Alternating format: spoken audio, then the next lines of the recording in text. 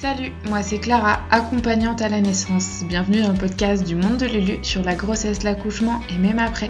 Ici on écrase les clichés pour reprendre confiance en soi et en son corps. Bonjour à toi, aujourd'hui on va parler de l'anticipation de son postpartum parce qu'on est d'accord, on se prépare beaucoup à l'accouchement pendant la grossesse alors que ça dure moins longtemps que le postpartum.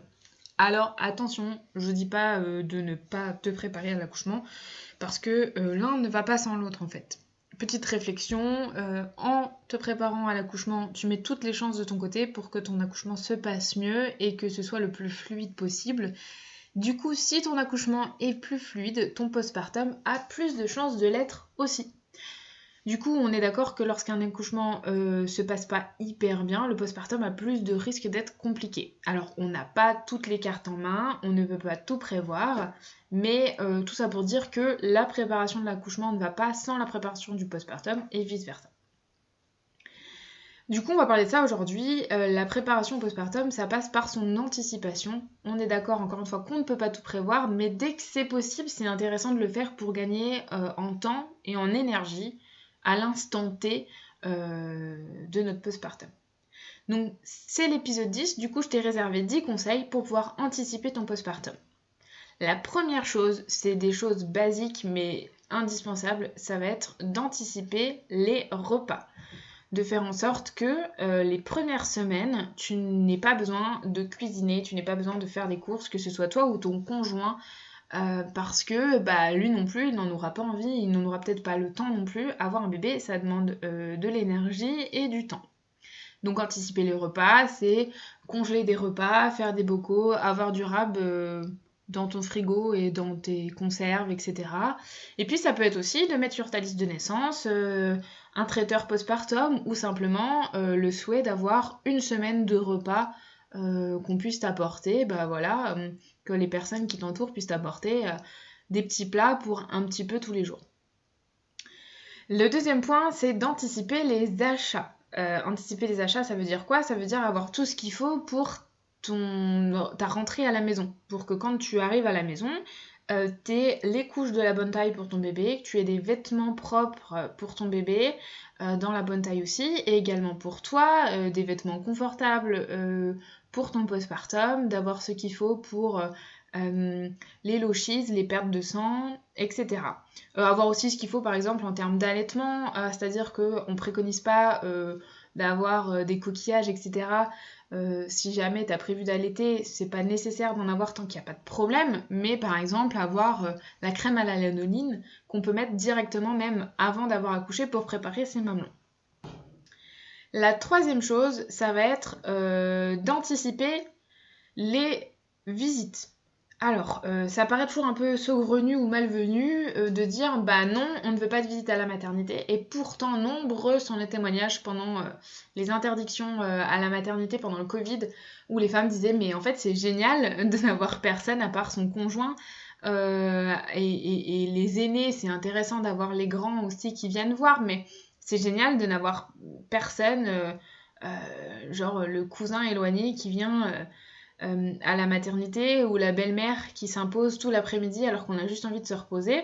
Alors c'est des exemples un peu extrêmes peut-être, mais c'est intéressant ensuite d'anticiper les visites, d'expliquer qu'on ne veut ou qu'on ne veut pas ou qu'on veut limiter les visites à la maternité et même à la maison. On peut tenir un programme en disant la première semaine on n'a personne et ensuite c'est un couple ou une famille par jour. Et vous venez pas de telle heure à telle heure, vous avez le droit de venir par exemple pour l'apéro ou pour le goûter et ne pas s'attendre à ce que faut justement pas que les personnes qui viennent s'attendent à ce que tout soit fait, le ménage et qu'ils aient en plus des petits gâteaux, etc. à la maison. Et justement, j'en viens au quatrième point, c'est l'anticipation de l'organisation et des tâches ménagères. Pourquoi ? Parce que, encore une fois, le postpartum, c'est pas le moment de faire son ménage, d'organiser les visites, etc. Du coup, il faut le faire en amont. Et ça peut être intéressant, notamment, de dire aux personnes, comme on a anticipé les visites, de dire aux personnes qui viennent, de dire, vous pouvez amener, encore une fois, le repas du soir, ou alors vous venez, mais vous passez un petit coup d'aspirateur, etc.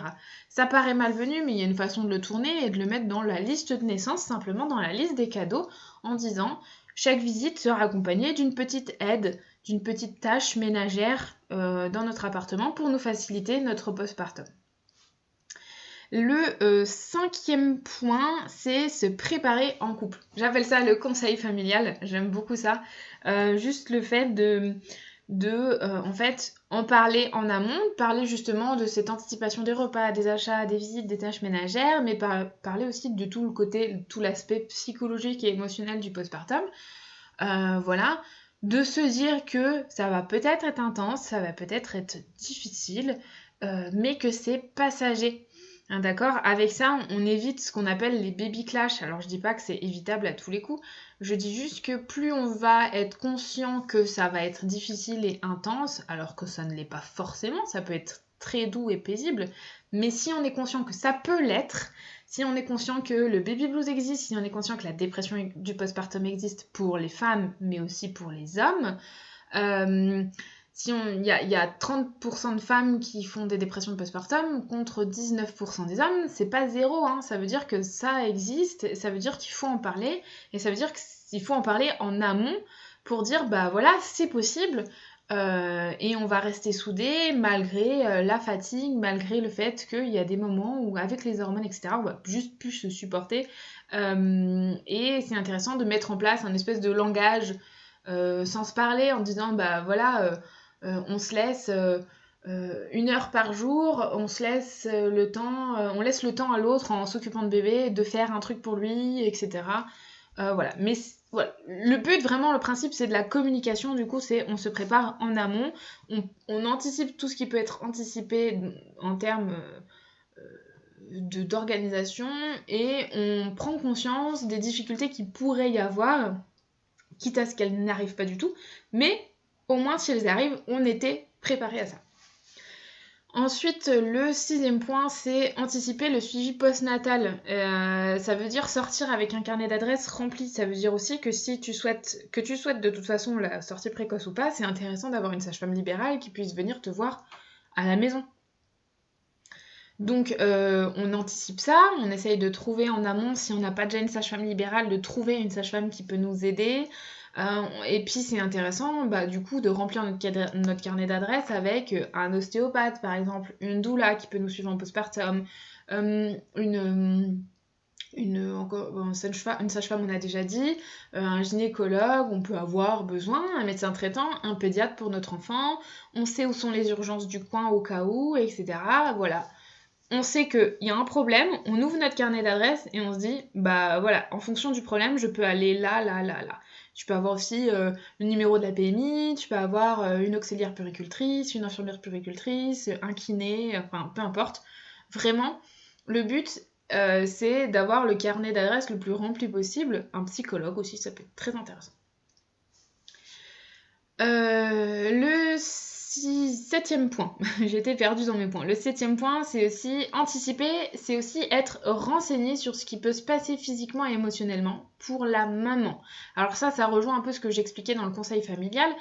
Ça veut dire se renseigner sur le postpartum immédiat, notamment avec les lochies, les contractions, les tranchées, la vulve gonflée, les possibles hémorroïdes, le baby blues, la dépression, etc. Tout ce qui peut se passer pendant le postpartum. Plus tu sauras, plus tu seras renseigné sur le postpartum, plus ce sera fluide, en tout cas plus facile, entre guillemets, de le vivre et de se dire ah bah oui non mais en fait c'est totalement normal de passer par là, j'ai pas à culpabiliser, j'ai pas à être triste, j'ai pas à être déprimée de cette situation là, c'est passager, je sais que ça va passer parce que je me suis renseignée en amont là-dessus. Anticiper, c'est aussi être renseigné sur ce qui se passe physiquement et émotionnellement pour bébé. Ça, c'est le 8e point. Connaître les besoins physiologiques pour savoir que c'est normal, par exemple, que pour un bébé, la vie soit intense. Faut quand même rappeler qu'il a vécu 9 mois confiné, dorloté dans le ventre de sa maman. Il ne connaît que le câlin, la lumière tamisée et les bruits pas très forts. Il ne connaît que ça. Donc du coup, c'est intéressant de savoir ce qui est normal ou pas, de connaître ses besoins physiologiques et aussi de connaître comment on peut répondre à ces besoins physiologiques de la manière la plus fluide possible, c'est-à-dire être renseigné sur le sommeil, être renseigné sur les pleure, être renseigné sur les besoins en termes de nourriture, être renseigné sur le portage, parce que c'est une astuce pour faciliter la vie de son bébé. Une nouvelle vie pour lui qui ne connaît pas la vie terrestre et il a besoin de l'odeur de sa maman, du contact avec la peau de sa maman, etc. Donc ça, c'est intéressant d'être renseigné là-dessus pour savoir comment on peut rendre sa vie la moins intense possible et comment on peut faire en sorte que si c'est pas intense pour bébé, ça sera moins intense pour nous aussi. Parce que si c'est intense pour notre bébé, ça va être intense pour nous dans le sens où il va falloir vraiment... il va avoir tellement des besoins intenses de proximité auxquels nous, on saura peut-être pas répondre parce qu'on ne sera peut-être pas assez renseigné en amont, que ça va être difficile pour nous de gérer et du coup là je vous cache pas, culpabilité, fatigue intense, extrême, etc.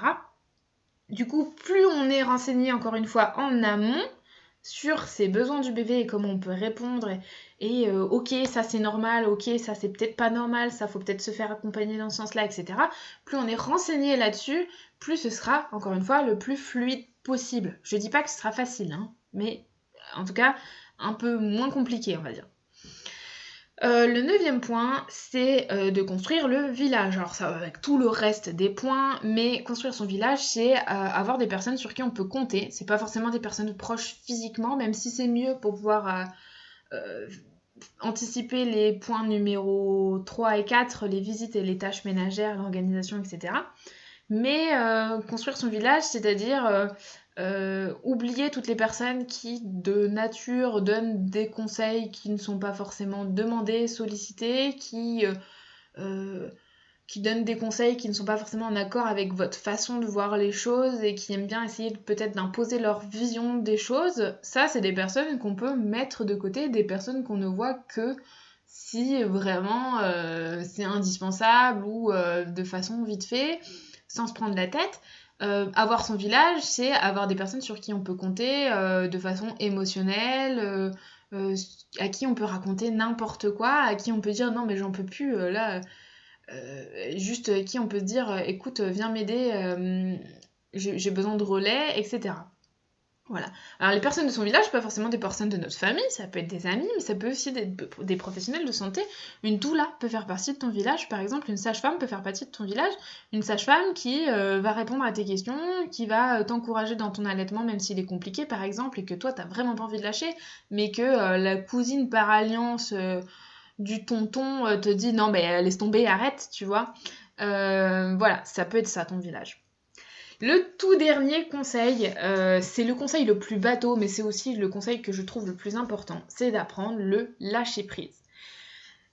Il est nécessaire le lâcher-prise pour l'accouchement, parce qu'on ne peut pas tout prévoir, parce qu'il faut lâcher prise pour que notre cerveau pensant se déconnecte et que notre cerveau plutôt reptilien puisse se connecter à nos réflexes et à nos hormones, etc. Donc le lâcher-prise est nécessaire durant la grossesse pour se dire bah voilà, effectivement il y a des choses sur lesquelles on n'a pas la main, il y a des choses que je connais et que j'ai préparé mon cerveau à vivre mais que je ne sais pas exactement comment ça va se passer.